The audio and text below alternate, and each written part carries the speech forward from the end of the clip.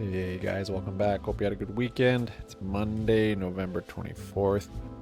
I'm going to review 0-day options today on SPY and the small account challenge.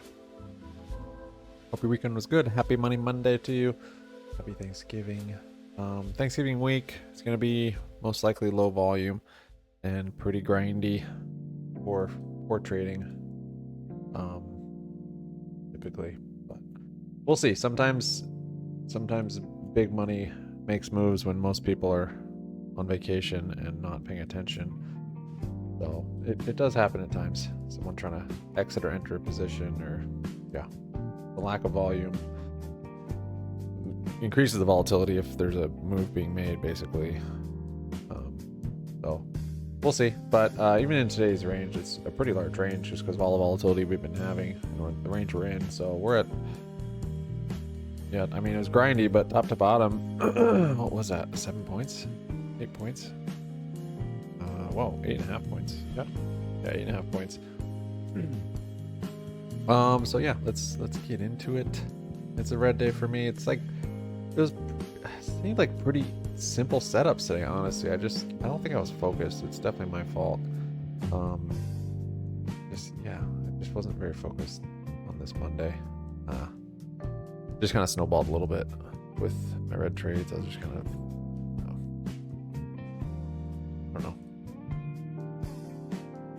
I don't know if I was over it or what, but when the moves are so just wearing and kind of grindy, it just wears you out. And the market definitely got the better of me today as far as wearing me down, because the move would happen, but it'd be so slow, and so that I would just get out of it, and then it would start to slowly move. I don't know. Here we go. So buying up in this purple that I charted, and then selling off. Here's this gold is a 5-day moving average on the daily. Sold off. I got this white for the precision sell, purple for the precision buy, and then part of the problem with low volume is sometimes it's not as easy, for me at least, to kind of see the algos or the channels, because they kind of will be a little more flexible on respecting them, and so it's a little bit harder to identify sometimes. So I did end up moving these around a little bit, the orange one. This ended up being good, but initially it was like further out here and it's like less steep, and then I don't know. So the way it looks now, this isn't necessarily how it looked when this was happening, because in hindsight, sometimes it always looks easier in hindsight, but sometimes even my channels weren't quite the same. But anyways, came down here. This magenta, it's a red one. I didn't have this in at that point, and I don't even know if this one was good. It was a little bit different than this. Yeah, had a little struggle today. Completed the inverse cup and respected this orange. So the orange was kind of this, I think it was bullish controlled selling, but maybe that's what I would consider that, even though it's pretty steep. Could have taken it on rejection just in this channel. This is kind of a choppy range though. On a break of this red, but it's quick and small range. It's like big range, but it's small range relatively, if you know what I mean. So I didn't take any of that. Once I complete the inverse cup though, then I'm somewhat biased to the downside, which maybe kind of bit me today. There was a gap down here, 5-day was down here, and then we completed the inverse cup. However, we completed it by basically building liquidity for bulls. So it's not just about completing the cup, it's about how you did it and where's the liquidity for the other way. And that's what happened here. So IV's still quite high. At 952, I got to, this was actually, first trade is really annoying. 952 I got to put on, so it broke this red, and this is on the retest of the red. It was pretty high up. Basically my stop would be gold then. And yeah, so I got one here, and then it came up further and like really retested gold. So I'm like, all right, I'll get another one. And it was VWAP. So at 950, oh, that's on the same candle. Okay, so 952 here, and then later on when it really hit up here, I got another one. But I actually didn't get another one. What I did was I sold that one on accident instead of buying another one. Yes, first trade of the day was a mistake, so not very focused. yeah, I thought I was scaling it, but I just ended up selling it. Frustrating.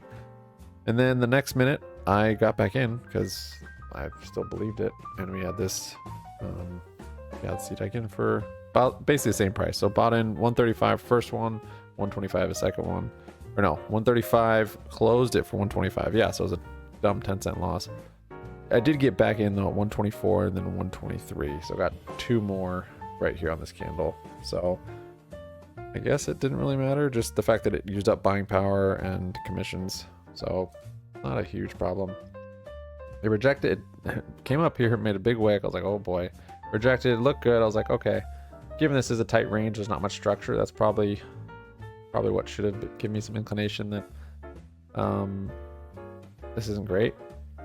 And the way this was selling, and this controlled selling, but you know, it could have still worked. It's just, this is where your risk has to be managed on this gold, and so that's where I managed it.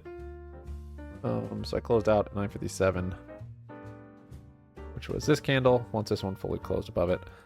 And since I was in puts, I didn't really feel like flipping to calls, I guess, is why I didn't, even though it broke this bullish controlled selling and made a nice little inverse head and shoulder. I think because it just had completed the inverse cup, I just wasn't prepared mentally for the flip. Sometimes I am, sometimes I'm like, okay, if this put doesn't work and it breaks, then I'm flip to calls, and you'll see me do that. And they work when they work, and sometimes I'm just not seeing it right, and there's just a less aggressive channel here, and it'll come up and then still reject and come down. And it's those times that makes me a little hesitant to just flip. So in this case, of course, the flip would have worked. I guess early candles, pretty grindy. I just wanted to wait. So I didn't flip there. And so I took that loss, which was pretty nasty. 124, 123, down to 116, 15. And then next trade was at 1027 for a call. Oh, yeah. Back's itchy. On the 30-minute, we're kind of just in the middle of a large wedge. And we hadn't broken out of anything at this point, so yeah. But here we completed the cup. I had gold for the potential for the liquidity to be built. And let's see, 1027. 1027, I got a call. So didn't make very nice structure here. I did put in this horizontal level, which I'm happy about. I need to start using horizontal levels more again as stops, and just for liquidity identification. So came up, came down, kind of wicked here, and rejected VWAP. So I got my level there for support and prior resistance, and then it came up, retested that high, and where am I at? Where did I get that at? Yeah, I was late on this one. So came down. I liked it. As you see, I even had this blue line here already. I guess, where was I waiting for it to go to? I don't know. I should have just gotten it here on my line. Or at least here. I wasn't quite prepared. Yeah, I guess I wasn't quite focused. I didn't get till this candle, like a little ways up this candle. I'm like, wow, it rejected perfectly. And I guess because it's kind of quick and kind of a tight range that, yeah. But this is, it's tight in the sense of relative, but overall this is pretty big range, which is dangerous. But yeah, because this is half a point right here. So I'm opening a half a point higher than I really should have, because yeah, my line was here. I don't know, I guess I was thinking maybe VWAP, I could get a little lower, a little better fill, and then potentially look better, and I could get on a break. That's kind of what I was hoping for, instead of just this little, yeah. Anyway, so completed the cup, made a handle, built some liquidity. I didn't have this green at that point, so for me, I'm looking for gold.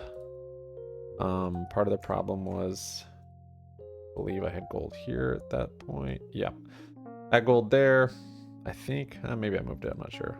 But broke it, got my call here. A great entry for a call, honestly. Like, it's not a problem, even though I'm kind of chasing it. It's not like bouncing on the support. It's not on a red candle. I guess it's not a great entry, but it's still a fine entry. Like, in hindsight, it's a great entry. It all makes sense. Broke orange. Comes up. I didn't have this green, mind you. And orange actually was angled a little differently. My orange was like, I don't know if it was steeper or less aggressive, but it looks very nice retest right here. Part of the problem though was this green. I did actually have it. I put that in? Yeah, I had. I just put this in. And I think I put it in because I was copying Emperor's chart. It was good for him, but for me, at this point, I just didn't see it for myself, and I guess I should have known that. But yeah, I mean, it looks good for me, resistance and support. But without this, I'm able to see this as an easier bounce and retest on the gold, even though it's still the same thing. But just with having green there, it kind of, I don't know, whatever. I just wasn't focused because I should have put another horizontal level right there also for the support. The support. Got a shoulder, inverse head, shoulder, or head, inverse head and shoulder here, another one here, and break on gold. Yeah, so anyways, got it there. And just lost focus, closed it out in this red candle. I was like, I just was tired of sitting through this chop, this grind, and yeah, even though it hadn't, I mean, at this point it had broken through my green. It potentially broke through the orange too, because I think it was a little different. Maybe it was a different angle, or maybe I moved it. I can't remember. But yeah, I just, yeah. I guess I'll just say I just wasn't focused. I was just lazy, or yeah. So nice little retest actually. And on Emperor's, I checked his. This is actually where he bought his, which is a nice entry on that retest. But it did buy up, and it was ugly buying, but it was working. You just had to sit on it. My profit target was this, so it would have been right here, anywhere in here. Probably wouldn't have held through here for one contract, but I think I probably would have been able to hold here, honestly. I charted that white pretty quick. There's another entry right here on this retest, which after I started to do this, I was just like, oh man, the market sucks. Low volume, but you can't tell yourself that stuff when you're trading. I mean, I think you can to save you from being really aggressive and over trading and also expecting big moves and holding stuff too long. But you can't tell yourself that those things if it's keeping you from focusing, because you're thinking, oh, it's not gonna move, it's just grinding and chopping, you're not gonna see anything, there's not gonna be any price action that's gonna be worth it. And that's what I slipped into, like, and that's where you kind of just lose focus. So that's what happened here. Even on potentially bad days, or historically bad days, there's still moves and there's still trades, so just gotta remain focused. So yeah, today I ended up max lossing today, just on dumb little trades. Like, I don't know. Another nice entry right here on this retest of that support right there. So could have even jumped in there. It's not the best buying, but I mean, these contracts went pretty good. This is 2 points, I think. Yeah. From here, yeah, it's 1.5 points. So those contracts definitely moved. My next trade, 11, 20, 28. So I was kind of in and out. I was trying to just step away and let the market do its thing and come back in with fresh eyes for the morning. But by this point, then it was pretty late in the morning, and then trading actually gets worse. So trying to keep that in mind too. 11:28, I got a call. So came up here, broke above it, and so like wasn't too sure then about my red there. Like, I don't really know. Very grindy. I maybe had green. I know I had orange. On this green candle, it broke, and this was on the little retest. Such tiny structure, and I knew it, but that's kind of my stop right there. So yeah, I guess I just wanted to get in and get out if it wasn't gonna work. And maybe I subconsciously wanted to exhaust my buying power. I don't know. So 11:28, 46 cents, 11:20 or 11:30, 37 cents. So it was a loss right here. Right there, close it out. I'm like, what am I doing? I don't know if it's like I didn't think I had green that early. Maybe I did. No, I had it was just angled differently because that had broken it on my, maybe because it was here. Maybe that's what it was. I'm not sure. Very grindy. Like Eric said today, if it's not buying or selling the precision, it's just, or even building liquidity in what you have charted, it's like you gotta just stay out of it and just wait. So even at breaking here, like, yeah, there's a trade there, but it's, you gotta be very quick on profits, like high of day from right here, and that's it. Which I maybe took, no. 11:51, got another call. Maybe I did. No, all this on the retest. Yeah, so it broke here, made another low cup, came down. I got this on the retest. I got a call. 65 cents. Closed it out for 57 cents at 55. So on that candle, breaking back down. This time I did hold a little longer. I think I had a horizontal line. I was at least thinking if it breaks or if it starts to grab this liquidity, I'll close it. So it was a pretty low fill.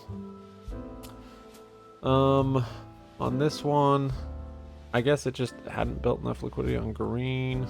But honestly, I think it's because my green was... Let me look at Emperors. I only glanced at theirs a little bit today. Yeah, it did the same thing on his. Wait, is that here? See, that's 1144. Oh yeah, he moved his for sure. Because you can see, he had his pink. This was here, so this did fully break there and come back in. So that's just kind of the nature of it. You don't know where sometimes, and that's kind of a low volume thing too. Like where to draw it. Like you got an entry here on a break of that. It's gonna have to be a sick entry. How in the world? I guess because he knows pink is building liquidity. Look, this angle's different actually. This pink. That's weird. There you go. He knows pink's building liquidity. Once it breaks this, but the thing is, this would have been here. Would have broke it. Would have broke it. Pink support. Teal break. Zone of mutual interest. Inverse head and shoulder forming. Support. Teal break. Yeah. I don't know why you wouldn't have done it here or yeah. So that's a horizontal level then. That's what I'm thinking. Didn't say that or draw it, but just because of this liquidity right here that's rejecting. Bounce on that support. Yeah, I'll review theirs a little later, I guess.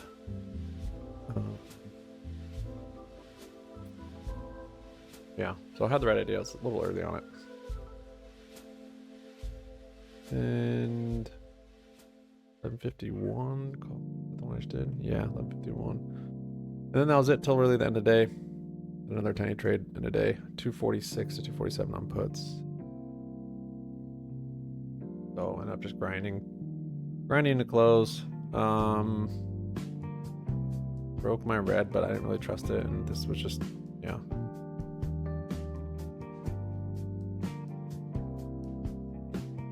Okay, yeah, I got this for this little head and shoulders. This was a gamble.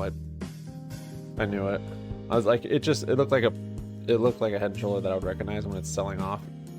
And it did kind of work, but it didn't. And after I got in, I'm like, this is too much of a gamble. I didn't have anything charted there. It was just like, yeah.